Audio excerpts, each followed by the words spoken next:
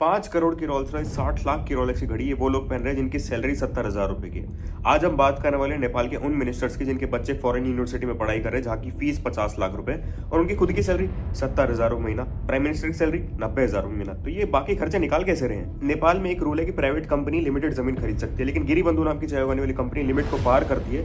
Government उसके लिए facility क्या करती है? गवर्नमेंट वहां का रूल ही बदल देती है।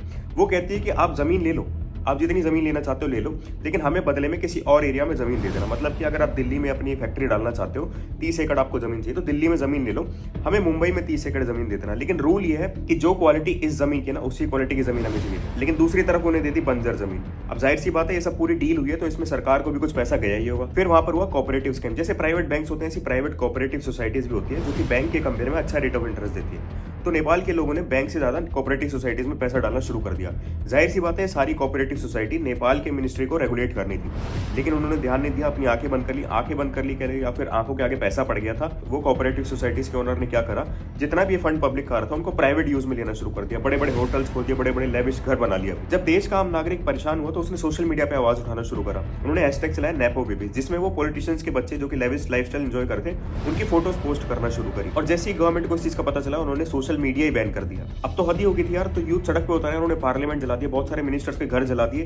देखो, प्राइम मिनिस्टर तो दुबई भाग गया, लेकिन उसकी जो वाइफ थी वो बेचारी को घर में बंद करके जिंदा जला दिया, जिसका कोई लेना देना भी नहीं था करप्शन से। वैसे यार ये कुछ नया थोड़ी हो रहा है, इंडिया में भी तो चलता है ना। अडानी ने 1 रुपए गज के हिसाब से जमीन खरीदी थी, वही जमीन जो कि फोर्ड और टीसीएस ने 1100 रुपए गज के हिसाब से खरीदी। सोच के देखो, जो जमीन 21 करोड़ रुपए की अडानी को पड़ी, वही जमीन अगर फोर्ड और टीसीएस खरीदना चाहते तो उनको 23,000 करोड़ रुपए की पड़ती। और फिर वहां के मिनिस्टर अकेले थोड़ी है जो बाहर अपने बच्चों को पढ़ाने भेज रहे हैं। इंडिया में भी तो होता है। निर्मला सीतारमन की बेटी नॉर्थ वेस्टर्न यूनिवर्सिटी में पढ़ती है, राजनाथ सिंह का बेटा लीड्स यूनिवर्सिटी में पढ़ता है, जयशंकर का बेटा मैकलेस्टर कॉलेज में पढ़ता है। ये सारे कॉलेज अमेरिका में, इनकी फीस भी लगभग 50 लाख रुपए सालाना है। वैसे यार नेपाल का फिर भी ठीक है, जमीन को लेकर वहां पे आवाज तो उठा रहे हैं लोग। यहाँ पर इंडिया में तो रूल ही बना दिया कि सीबीआई किसी भी डायरेक्ट पॉलिटिशियन क्वेश्चन नहीं कर सकती जब तक वहां की सरकार से परमिशन न ले ले। एक बात बताओ, अगर किसी एरिया का कोई पॉलिटिशियन है, तो आपको लगता है उस एरिया की जो सरकार है वो सीबीआई को परमिशन देगी कि जाके इंक्वायरी कर लो? वैसे एक छोटी सी बात बताओ, नेपाल में तो ये आप देख रहे हो क्योंकि ये बहुत वायरल हो रहा है। नहीं तो बांग्लादेश में भी ऐसा हो चुका है, इंडोनेशिया में भी ऐसा हो चुका है। जब यूथ सड़क पे उतरता है ना, तो पॉलिटिशियन देश छोड़ के भाग जाते हैं। लेकिन बीइंग एन इंडियन, मुझे क्या, मुझे फर्क नहीं पड़ता। मैं जा रहा हूँ मुस्कान कार्य का सब्सक्रिप्शन लेने।